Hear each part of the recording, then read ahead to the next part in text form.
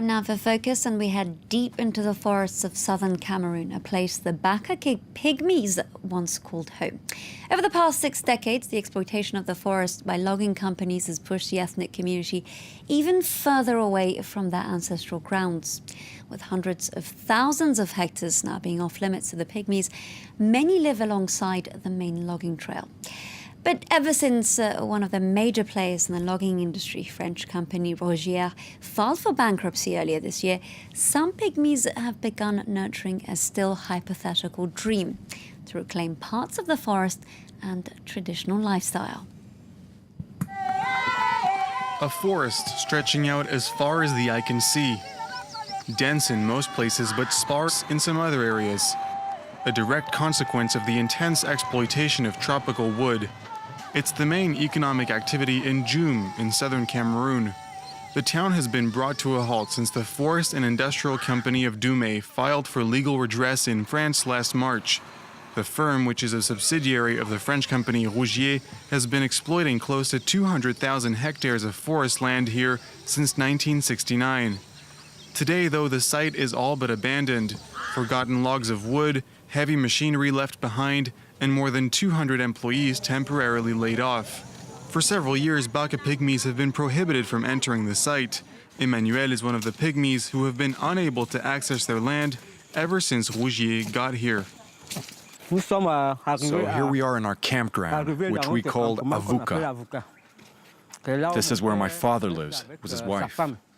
Emmanuel and the other Pygmies were the original inhabitants in this forest. They've never reaped the benefits that come from exporting tropical wood. Even worse, they've been forced to leave their ancestral homeland and to abandon their hunting and picking lifestyle. This is a traditional Baka home. The door is right here, and there's a bed inside.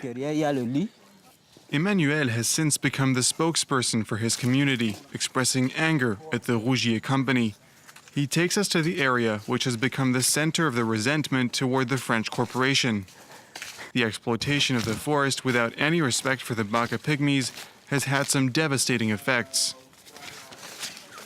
Over there is where the sacred site used to be. We had to leave the area immediately after it was destroyed by the logging company. For us, when a sacred site is destroyed, especially by a corporation, everyone in our community has to pack up and leave. If not, we will all be cursed and die soon. Emmanuel isn't trying to hide his joy at the demise of the French company. After having been chased away from their forests and seen their religious sites vandalized, the Baka Pygmies believe that destiny has avenged them. Well, really, it is a good thing that the logging company had to shut down. Because from my experience, this is a company that has never helped my community. We were the first inhabitants here, but they just came and exploited the forest without giving us anything in return. Here, we never had the hospitals and health centers they have in cities, but we had our forest, and the forest gave us everything we needed. The food, everything. But now, it's all gone. It's all been destroyed. These Baka Pygmies now have to live on the edge of forest roads. They have no land to rebuild and no resources to live elsewhere. Only 4 Pygmies worked for the Rougier Corporation out of more than 200 employees. Gaston almost lost his arm last year while cutting a tree. The accident was followed by several operations. They operated on me at the area hospital. During the operation, I had no idea where I was. After remaining hospitalized for 1 year, Gaston is now back in his Pygmy community.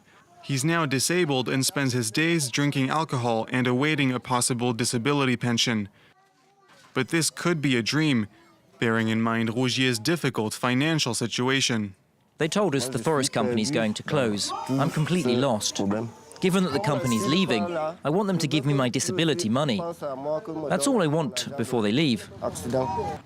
Yaoundé, the capital of Cameroon, lies 300 kilometers from Joum.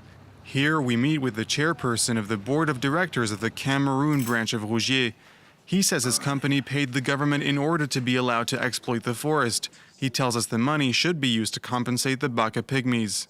Once the pygmy habitat is destroyed, it's impossible to rebuild it. There are significant sums of money that are allocated to the local population as part of the operating taxes and property taxes. The possible bankruptcy of the forest and industrial company of Dumé won't be enough to return the forest to the Baka Pygmies, but they hope to profit from the exploitation of tropical wood in the area. The Rougier company, which is also present in Gabon, Congo, and in the Central African Republic, will learn its fate in the near future. Well, that's it from us. Do stay tuned for more news coming up.